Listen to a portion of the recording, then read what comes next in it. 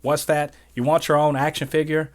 Well, The Rock will tell you where you can find your own action figure. Just drive down to Jabroni's R Us, go to aisle C, and look for the box labeled Candy Ass, and that's where you'll find your action figure.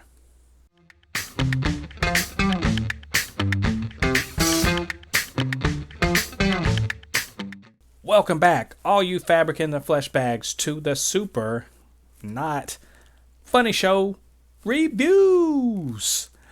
I am Jen Thépuppét, your resident Fabricant and commenter extraordinaire on all things pop culture.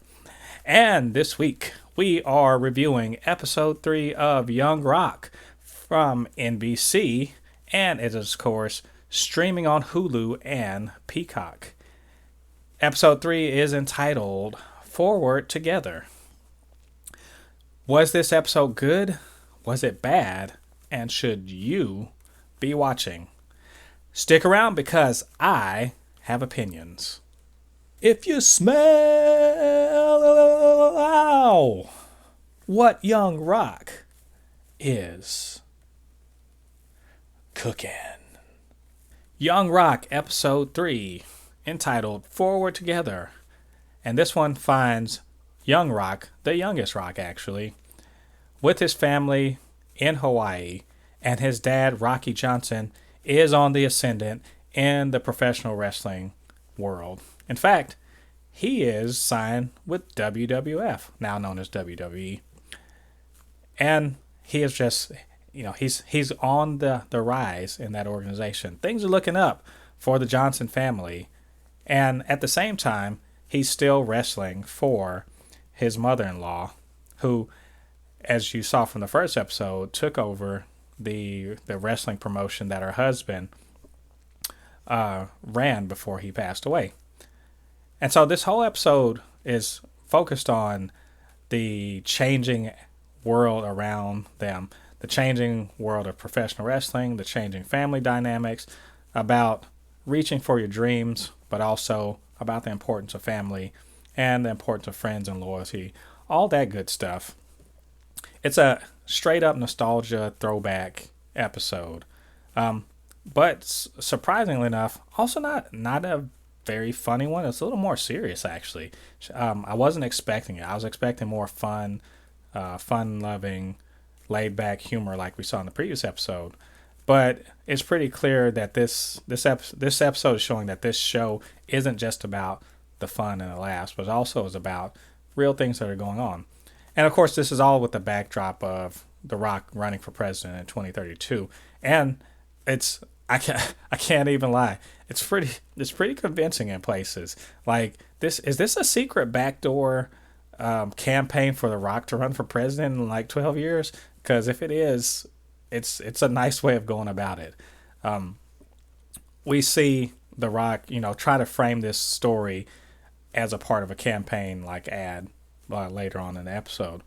But much of the episode is about, well, there's another promoter in Hawaii that is, horning in on the territory of The Rock's grandmother, and doing so throwing a lot of money around.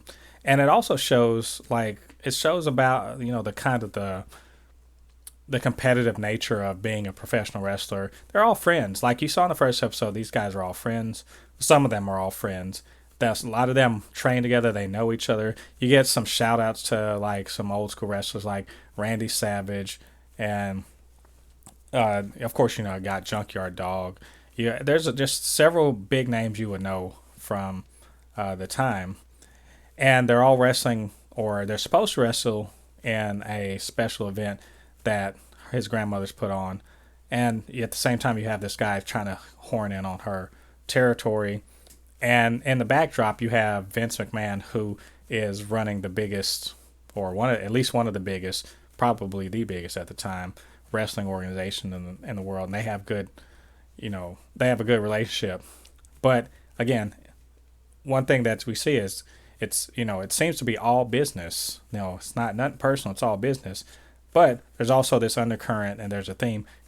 Nothing's more important than family. They literally say that. You also see, I suppose, since we've seen in the future that Rocky Johnson is not not a big superstar. But you see early in the 80s, and like this is 83, how his star is ascending and it looks like they've got it made and everything's great. So what happened between then and there? Well, I think we may be seeing the thread that starts here about maybe some decisions or made by him or by other people that dim his star and lead us to where we were in the second episode, where he's, just wrestling, on small events, small county fairs and all that sort of thing. Well, how did he get there? Because in this one, he's kind of flying high. He's got popularity. People like him. He's got merch. He's signing things. And there's this guy trying to lure him away from his mother-in-law's promotion. It really is all about change and trying to adapt to change. And young Rock, he's kind of a back, in the back seat in this episode. This episode really isn't about him. It's about his father, his mother, and his grandmother and how they're adapting to the changing world and changing landscape. And all we see is The Rock thinking everything's sweet because he's a little kid. It's actually a very interesting take on it. Like I said, not a lot of funny. There are funny bits in this, but it's not super funny. It's actually more dramatic than I was expecting. And in that sense, I think the episode's fine. Like, I'm not over the moon like I was about the last episode. I think it was fine. It had some very strong bits. The narrative is actually quite good. I'm not going to lie. I was just expecting more funny because it's supposed to be a sitcom. So it wasn't so much funny there. It actually made me think about some things and, the things I know about the professional wrestling, game. It's not like I've ever been in it, but I know it can be cutthroat at times.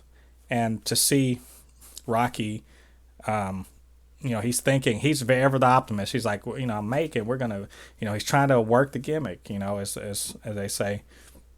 And then unfortunately seeing a good friend of his be the big man over him. Like, he sees Andre the Giant's going to get they talk about getting was an action figure. Okay, pretty cool for the time action figure. And Rocky realizing that, his star is not as on the ascendant as he wants it to be. He's not getting an action figure. So his professional jealousy, and how is that going to push him maybe to make a bad decision, maybe to make a decision that hurts him in the future? We don't know, but they are laying the track for that particular, locomotive to go down. And it's all very interesting. It's, like I said, not precisely funny, but definitely very interesting, and it gives you some insight into the characters.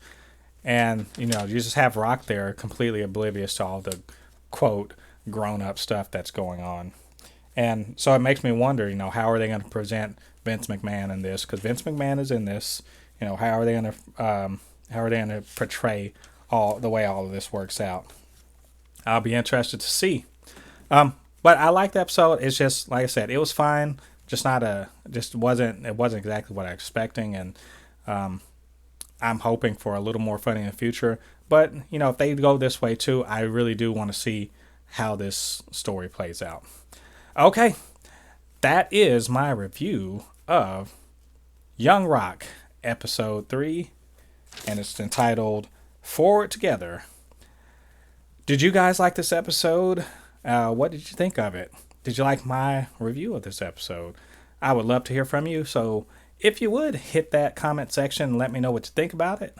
Or if you just want to drop me a line by email, it is, of course, supernotfunnyshow@gmail.com or at supernotfunnys1 on Twitter. All right. Thanks again for joining me. We, of course, before I forget, if you're not subscribed, hit that subscribe button, so you can be a part of the Super Not Funny Show family, and you can hit that notification bell so you will know when we drop new content, which we do every week, new reviews, new reactions, any other thing that floats the pop culture boat for us over here.